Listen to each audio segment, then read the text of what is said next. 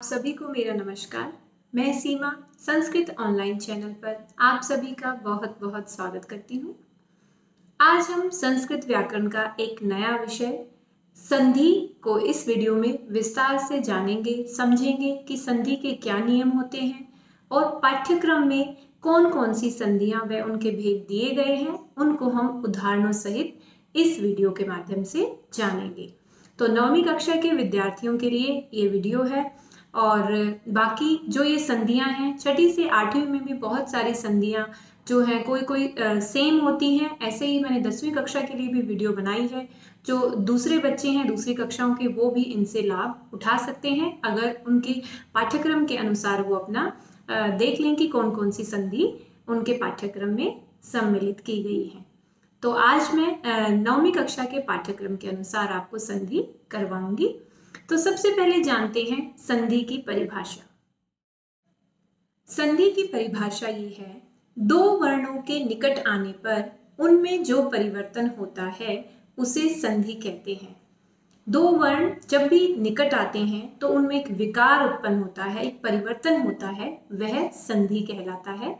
जैसे रमा जमा ईश है, इसमें रमा आ और जमा ईश है तो रमेशह बना। तो इसमें आ और ई के मिलने से ए जो बना है, जो विकार उत्पन्न हुआ है, उसी को संधि कहा जाता है और व्याकरण में इसे संहिता भी कहते हैं।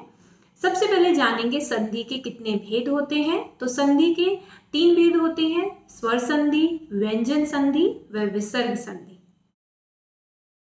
उसके बाद है स्वर संधि भेदाचक। एक तो स्वर संधि कौन सी होती है और उसके भेद कौन कौन से होते हैं। स्वर संधि को हम अच संधि के नाम से भी जानते हैं। स्वर संधि क्या होती है? दो स्वरों के मेल से जो परिवर्तन हो उसे हम क्या कहते हैं? स्वर संधि कहते हैं। कोई भी दो स्वर जब मिलते हैं जो परिवर्तन होता है तो वहां पर स्वर संधि होती है। स्वर संधि के कई भेद होते हैं, कुछ को मैंने टेबल के माध्यम से आपके सामने दर्शाया है, देख लेते हैं। स्वर संधि सबसे पहले है स्वर्ण दीर्घ संधि, गुण संधि, वृद्धि संधि, यण संधि, अयादि संधि और उसके बाद है पूर्व रूप संधि, पर रूप संधि, प्रकृति भाव संधि। ये सब भी स्वर संधि के भेद होते हैं। लेकिन 9वीं कक्षा में स्वर संधि के जो भेद दिए गए हैं पाठ्यक्रम में वो है दीर्घ संधि, गुण संधि व अयादि संधि। तो इन तीनों भेदों को हम आज विस्तार से इस वीडियो में जानेंगे। हम व्यंजन संधि व विसर्ग संधि के भी सब भेदों के बारे में एक बार जान लेते हैं। व्यंजन संधि को हम हल संधि भी कहते हैं और उसके भेद कौन कौन से होते हैं? व्यंजन संधि के भेद जो हैं, अनुनासिक संधि अर्थात वर्ग के प्रथम वर्ण का 5वें वर्ण में परिवर्तन होना, और दूसरी है ष्टुत्व संधि, अनुस्वार संधि, जशत्व संधि अर्थात पहले वर्ण का तृतीय वर्ण में परिवर्तन होना, और उसके बाद है तुगागम संधि, छत्व संधि, पर स्वर्ण संधि, तोरली संधि, शचुत्व संधि। ये सब भी व्यंजन संधि के भेद होते हैं। और व्यंजन संधि कब होती है? जब दो वर्णों में कोई पहला व्यंजन हो और उसके बाद चाहे स्वर आए या व्यंजन आए और उनके मिलने से जो भी परिवर्तन होता है वहां पर व्यंजन संधि हो जाती है। तो अभी हमने जान लिया है स्वर और व्यंजन संधि के भेदों के बारे में। अब देखते हैं हम विसर्ग संधि के कौन कौन से भेद होते हैं। तो आइए जानते हैं पहले विसर्ग संधि के बारे में। विसर्ग का स्वर या व्यंजन के साथ मेल होने पर वहां पर विसर्ग संधि हो जाती है। जब भी विसर्ग के बाद कोई स्वर आता है, व्यंजन आता है तो वहां पर विसर्ग संधि होती है। वो हम नियम के द्वारा अच्छे से समझेंगे, जानेंगे उदाहरणों के द्वारा। इसके जो भेद होते हैं वो है सत्व संधि, रुत्व संधि, उत्व संधि और र लोप संधि, रेफ अर्थात र का विसर्ग हो जाना, ये सब विसर्ग संधि होती हैं। और पाठ्यक्रम में जो संधियां दी गई हैं, स्वर संधि, व्यंजन संधि, विसर्ग संधि, इनके जो जो भेद पाठ्यक्रम के अनुसार हैं उनको मैं उदाहरणों के द्वारा अब इस वीडियो में आपके सामने आगे करवाऊंगी। स्वर संधि और मैंने आपको पहले ही बता दिया उसके कितने भेद होते हैं। अब हम देख रहे हैं कि पाठ्यक्रम में कौन से भेद हैं और उनको उदाहरणों के द्वारा जानते हैं। तो सबसे पहला जो भेद है स्वर संधि का पाठ्यक्रम में वो है दीर्घ संधि। ठीक है, दीर्घ संधि को हम देखते हैं कहाँ कहाँ पर कैसे कैसे इसका नियम होता है लागू। तो सबसे पहले टेबल में हम आपने देखा यहाँ पर लिखा हुआ अ जमा आ, या आ जमा आ, या आ जमा अ, या अ जमा आ। अब दीर्घ संधि का मतलब भी ये है कि जो भी दीर्घ स्वर है वो इस संधि में हो जाता है। सीधा सा नियम आप समझ लें कि छोटी ई के सामने बड़ी ई आए, या छोटी ई प्लस छोटी ई हो, या बड़ी ई के सामने छोटी ई आए, ऐसे ही छोटे ऊ के सामने बड़ा ऊ आए, या री के सामने री आए, हर अवस्था में दीर्घ हो जाएगा। अर्थात आ हो जाएगा, बड़ी दीर्घ ई हो जाएगी, व दीर्घ ऊ हो जाएगा, व री भी दीर्घ हो जाएगा। इस नियम में सबसे मुख्य बात यही आपको ध्यान रखनी है, दीर्घ संधि में जो भी दीर्घ स्वर है वो हो जाएगा। उदाहरण देख लेते हैं पहले अ आ के लिए। ठीक है, सबसे पहले च जमा अपी, च इसमें भी अ है, अपी में भी अ है, तो अ और अ के मिलने से आ हो गया, तो क्या बन गया चापी। आगे है देव जमा आलय है, देव, अब देव अ आलय आ, अ और आ मिला तो आ हो गया, क्योंकि हमने पहले ही देख लिया जान लिया है कि दीर्घ ही होगा सिर्फ, देवालय। लता जमा अपी, आ और ए मिला है इसमें तो लतापी। आगे है दया जमा आनंद है, यहाँ पे दोनों ही आ है तो भी दीर्घ ही होगा, तो दयानंद है। समझ में आ गया आपको। ऐसे ही ई के उदाहरण देखते हैं। रवि जमा इच्छा, दोनों छोटी ई, रवि में छोटी ई और सामने भी छोटी है तो दीर्घ हो गया रवीच्छा। आगे है कवि जमा ईश है, छोटी ई अर्थात ह्रस्व ई व दीर्घ ई अर्थात कवीश है। लक्ष्मी जमा इंद्र है, दीर्घ ई व ह्रस्व ई जब मिलते हैं लक्ष्मींद्र। उसके बाद है परी जमा ईक्षा, दीर्घ ई है दोनों तो उत्तर भी दीर्घ ई में ही होगा, परीक्षा। अब हम देखते हैं ऊ के उदाहरण। भानु जमा उदय है, भानुदय है, क्योंकि दोनों ह्रस्व ऊ है, दीर्घ ऊ हो जाएगा उत्तर में। आगे है लघु जमा ऊर्मी, यहाँ पे ह्रस्व व दीर्घ है तो दीर्घ होगा लघूर्मी। आगे है वधु जमा उत्साह, वधु में दीर्घ है और आगे ह्रस्व है तो भी दीर्घ ही रहेगा, वधूत्साह है। आगे है चमू जमा ऊर्जा, दोनों दीर्घ हैं, चमूर्जा। आगे री का उदाहरण देखते हैं। मातृ जमा ऋणम, मातृणम, री दीर्घ हो जाएगा। स्वश्री जमा रिद्धि, स्वश्रिद्धि, क्योंकि दोनों जगह आप देख रहे हो री आ रहा है तो री दीर्घ होता जाएगा सब जगह। पितृ जमा ऋणम, पितृणम। ठीक है, तो ये था हमारा दीर्घ संधि के उदाहरण व नियम जो हमने अच्छे से समझे व जाने। तो आप भी इनको याद करें व इनका लिख करके अभ्यास करें। स्वर संधि का दूसरा भेद जो पाठ्यक्रम में है वो है गुण संधि। गुण कहाँ कहाँ पर होता है टेबल से जानते हैं। जैसे अ या आ, ठीक है, कोई भी अ या आ में से कोई हो और उसके सामने ह्रस्व ई आ जाए या दीर्घ ई आ जाए तो क्या हो जाएगा, ए हो जाएगा, गुण हो जाएगा उसका। अ जमा ह्रस्व ई मिल जाएगी तो भी ए होगा, आ जमा ह्रस्व मिलेगी तो भी ए होगा, या दीर्घ ई अ या आ के सामने आ गई तो भी ए होगा। यही नियम हमारा दूसरे उसमें चलेगा। अ आ सामने हो गए, हमने पहले बात कर ली। अ आ जो है इसमें स्वर होंगे और उसके बाद जो है ऊ ह्रस्व या दीर्घ कोई भी होगा तो क्या गुण हो जाएगा, ओ हो जाएगा इसमें। ऐसे ही अ आ स्वर के आने पर री जहां पर आता है तो क्या हो जाएगा, अर हो जाएगा गुण में। ठीक है, उसके बाद है अ आ के सामने अगर री आता है, री के क्या क्या गुण हो जाएगा उसमें, अल हो जाएगा। कुछ उदाहरणों के द्वारा इसको समझते हैं। देखिए जैसे गण जमा ईश है, ठीक है, तो गण यहाँ पर अ है, ठीक है, आगे सामने क्या है, दीर्घ ई है, अ जमा ई, ठीक है, तो इसमें गुण संधि में गणेश है। उसके बाद मम जमा इव, अ जमा ह्रस्व ई तो एव ममेव। आगे ऊ का उदाहरण देखते हैं। सूर्य जमा उदय है, अ प्लस में ह्रस्व ऊ तो ऊ का क्या हो गया, ओ हो जाता है, सूर्योदय है। जल जमा ऊर्मिहि, जलोर्मिहि, यहाँ पर भी अ और दीर्घ ऊ जब मिलेंगे तो ओ हो जाएगा। उसके बाद री का उदाहरण देखते हैं। री या दीर्घ री जहां पर आता है अर हो जाता है। महा जमा ऋषि, अब आ गया तो री का क्या हो गया, अर हो गया। ठीक है, तो जो आ है वो हट जाता है। म, ठीक है, मह रह गया, ह में हलंत, और अर आया सामने तो ह अर का ह में मिल जाएगा, महर्षि।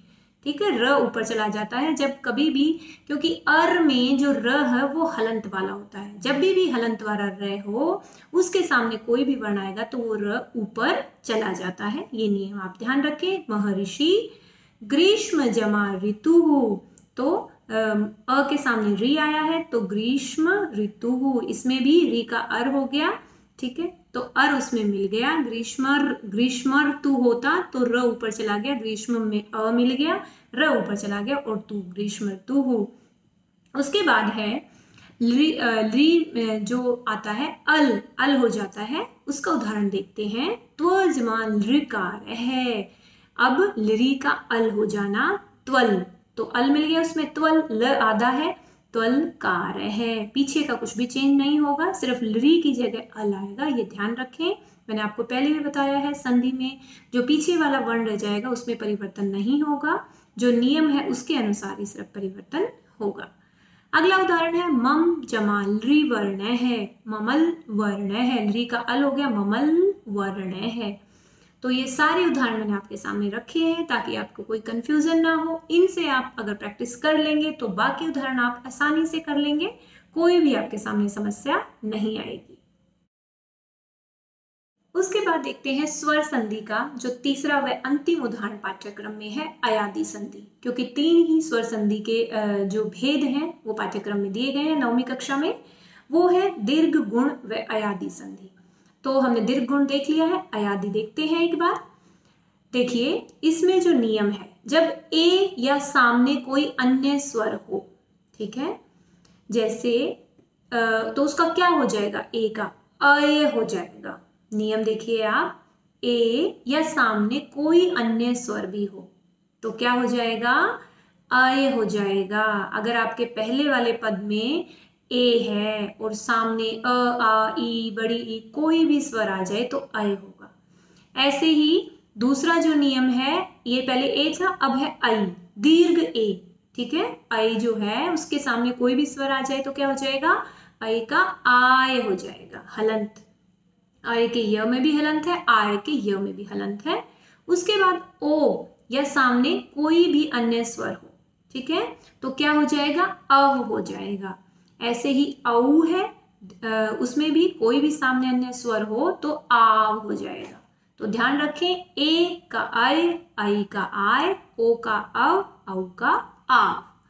उदाहरण के द्वारा इसको समझते हैं। ने जमा अनम, अब ने में ए है, सामने अ आपका स्वर है तो ए का क्या हो जाएगा, अय होगा। तो न में हलंत रह गया, ए हट गया था। ठीक है, उसके बाद मैंने इसको न जमा ए का क्या हो जाएगा, अय हो गया। ठीक है, और अनम ऐसे ही लिख दिया। ठीक है, तो क्या बन गया, देखिए न आधा था, हलंत रह गया क्योंकि ए निकल गया था, अय का अ न में मिल गया, न पूरा हो गया। ऐसे य में जो हलंत था उसमें अनम का अ मिल गया तो नय नम, ये पूरा हो गया नयनम। आगे देखते हैं कवे जमा ए कवये। यहां पर भी ए के सामने ए आया है, जैसा कि मैंने आपको बताया था, ए के सामने कोई भी अन्य स्वर आ जाए तो ए आया है यहाँ पर तो अय हो गया। ठीक है, तो यहाँ पर कवये। आगे देखते हैं आई के जो उदाहरण है, नई जमा अकह। ठीक है, तो न अलग कर लिया, आई अलग कर लिया, आई की जगह क्या हो जाएगा, आय, न जमा आय जमा अकह तो नायक है। गई जमा अकह, ग में अलग कर लिया, आई का आय हो गया, गायक गायक है। ऐसे ही ओ के उदाहरण देखते हैं। ओ को अव हो जाता है अयादि संधि में। पो जमा अन है, इसमें प जमा पौ है, सॉरी पो जमा अन है, हाँ पो है इसमें, प जमा ओ, प का क्या हो गया, पो, और ओ का इसमें क्या हो जाएगा, अव हो जाएगा। ठीक है, पव अन है, पव न है, उधर से उसका अ उसमें मिल जाएगा तो व पूरा हो जाएगा, पव न है। ऐसे ही भो जमा अनम, भो में जो ओ है उसके सामने स्वर आया है अ, तो ओ का अव होगा हमारा, अवादेश होता है, तो भव, भो का अव हो गया भव, भ आधा था उसमें अ मिल गया भ, व में पीछे का अ मिल जाएगा भवनम। अब देखते हैं औ के उदाहरण। सबसे पहले है पौ जमा अकह, ठीक है, प जमा औ, अलग कर लेते हैं पहले इनको। तो औ की जगह क्या आदेश होगा, आव, ठीक है, तो पाव जमा अकह, व जो आधा था वो अकह उसमें मिल गया अ, पावकह। और भौ जमा उकह, अब भ को अलग कर लिया, औ को अलग, औ की जगह आव, तो भाव हो गया, और उ उसमें मिल गया व में, भावु कह, भावुकह। तो ये थी आपकी स्वर संधि का तीसरा भेद, अयादि संधि। तो तीनों भेद हमने स्वर संधि के किए हैं, अच्छे से उदाहरणों के द्वारा समझे हैं जो आपके पाठ्यक्रम में है। तो सभी बच्चे इसका ज्यादा से ज्यादा अभ्यास करें, वीडियो को देखकर समझें एक बार 2 बार, उसके बाद वर्कशीट के माध्यम से भी इसका अभ्यास करें। आगे हम देखते हैं विसर्ग संधि। विसर्ग संधि के सारे भेद मैं आपको पहले बता चुकी हूँ। अब हम पाठ्यक्रम के अनुसार जो जो भेद दिए गए हैं उनको उदाहरणों के द्वारा समझ रहे हैं। तो विसर्ग संधि में सिर्फ उत्व विसर्ग का उ हो जाना वही आपके पाठ्यक्रम में है। तो इसको हम देखते हैं, इसके नियम अच्छे से समझते हैं। पहले देखिए, सबसे पहले अ या कोई भी स्वर हो, नीचे बाकी स्वर भी लिखे हुए हैं सारे, जैसे अ आ दीर्घी, रस्वई, रस्व उ, दीर्घ उ, ये सब स्वर, कोई भी स्वर हो उनके आगे क्या आता है, विसर्ग आता है। और उसके बाद क्या आ जाता है, अगर सामने वर्ग का तीसरा चौथा या पांचवा अक्षर आ जाए। अब तीसरा चौथा पांचवा कौन सा होता है, जैसे ग घ ड़, ग घ ङ, ड ढ ण, द ध न, ठीक है, तीसरा चौथा पांचवा तीनों मैंने लिखकर बताए हैं आपको। इनमें से कोई आ जाता है इनके सामने, या य र ल व ह, ये जो है हमारे दूसरे पद में या सामने आ जाते हैं, तो विसर्ग का क्या हो जाएगा, उ हो जाएगा। उदाहरणों के द्वारा आप इसको ज्यादा अच्छे से समझ पाएंगे। तो देख लेते हैं पहला उदाहरण, सिंह जमा गर्जती। अब हम नियम के अनुसार चलते हैं। सिंह, पहले तो अ जो है स्वर का इसमें उच्चारण हो रहा है, फिर हमारे सामने क्या आया है, ह आया है, और सामने दूसरे पद में क्या आया है, ग, वर्ग का तीसरा जो है तीसरा जो वर्ण है वो आया है, ठीक है। तो वर्ग का जो तीसरा वर्ण है ग, तो हमें पता चल गया विसर्ग का क्या हो जाएगा, यहाँ पर उ हो जाएगा। तो कैसे संधि करेंगे हम, सिंह में हलंत, उसका अ निकल गया, सामने विसर्ग जमा विसर्ग, फिर ग आधा किया हमने जमा अर्जती। अब विसर्ग की जगह हम क्या कर देंगे, उ, सिंह जमा अ जमा उ जमा ग हलंत जमा अर्जती।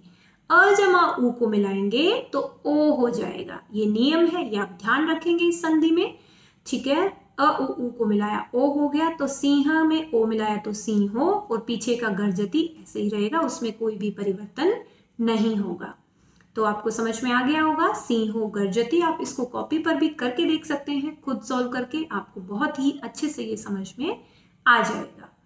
अगला है मयूर है जमा नृत्यति।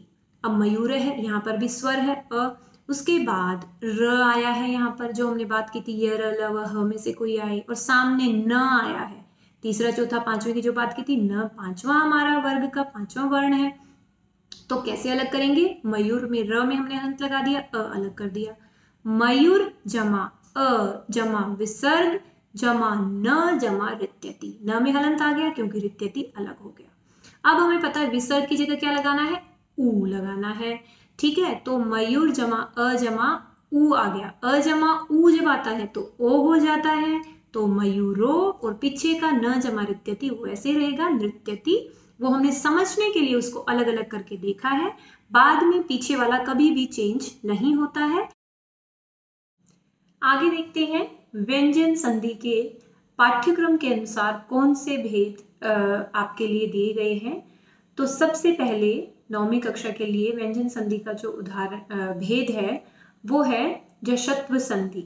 आपके पाठ्यक्रम में लिखा हुआ है, वर्गस्य प्रथम वर्णस्य स्थाने तृतीय वर्णे परिवर्तनम। पहले वर्ण के स्थान पर तृतीय वर्ण में परिवर्तन होना, ये है आपके पाठ्यक्रम में, ठीक है। उसको जशत्व संधि भी बोलते हैं और हम उसका नियम जान लेते हैं एक बार। देखिए, जैसे प्रथम वर्ण, ठीक है, प्रथम वर्ण कौन सा होता है? क। जैसे कवर्ग का क, चवर्ग का च, टवर्ग का ट, ये सब प्रथम है जो पहले वाले हैं, ठीक है। ऐसे ही द्वितीय, तृतीय, चतुर्थी, पंचमी, इस वर्ण की टेबल भी मैंने आपके सामने अलग से बताई है, तो सब बच्चे उससे समझ लेंगे।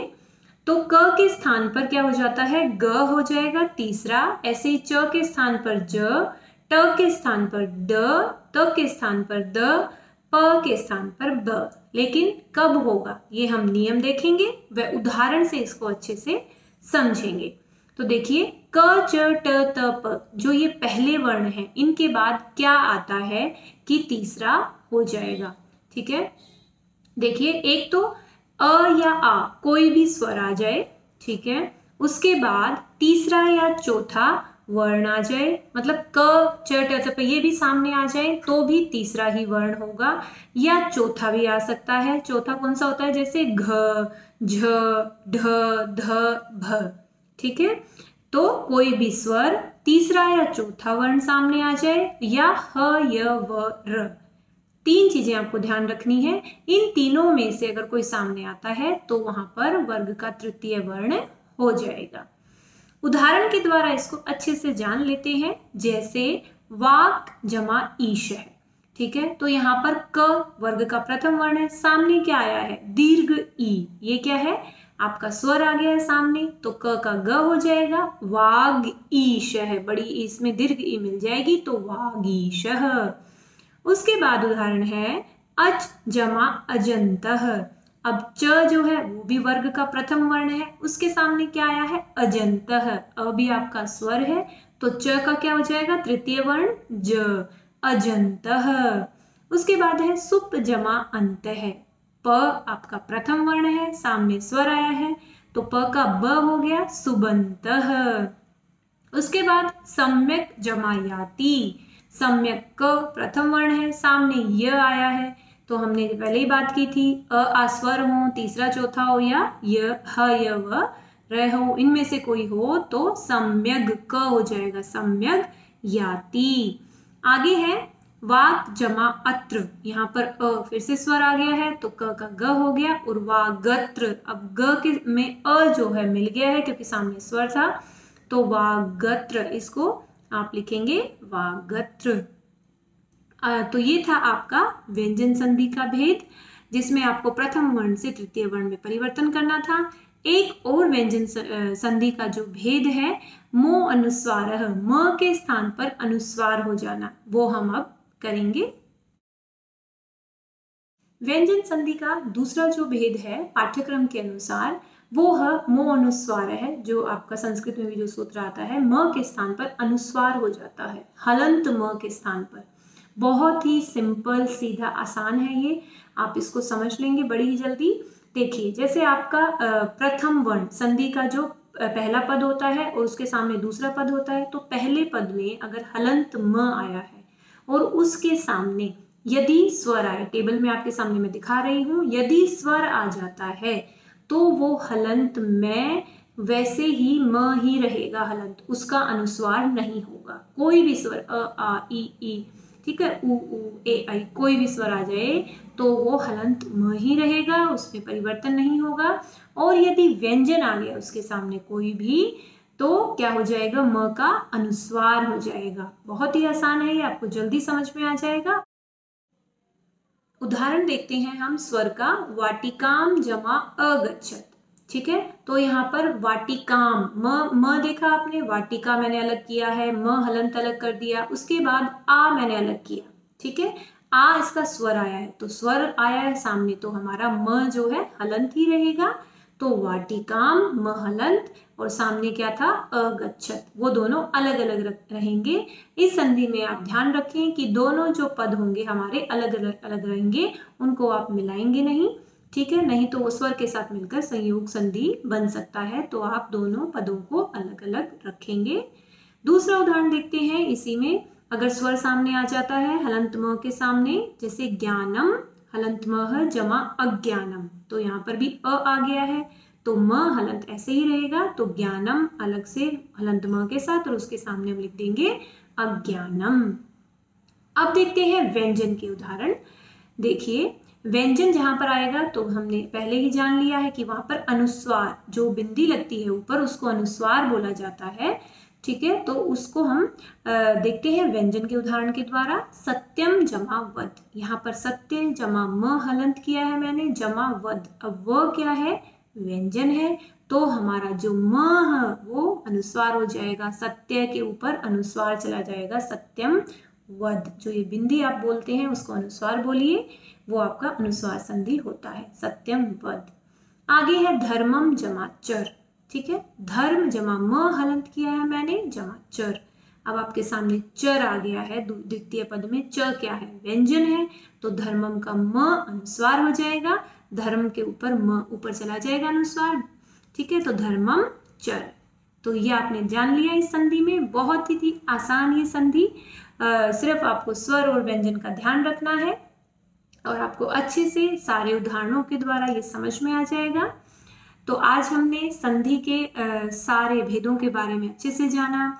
उसके बाद हमने जो पाठ्यक्रम में आपके संधि के जो भेद हैं उनको उदाहरणों के सहित जाना। तो आप इसका अच्छे से अभ्यास कर लें। एक वर्कशीट भी मैं आपके साथ साझा कर रही हूँ, उसके द्वारा प्रैक्टिस करें और मेरी शुभकामनाएं हैं आप सबके लिए। बहुत ही अच्छे अंक आपके आएंगे परीक्षा में। तो आप सभी इस चैनल को सब्सक्राइब कर लें, क्योंकि नवीन पाठ्यक्रम का हर विषय में आपके लिए मैंने वीडियो बनाई है।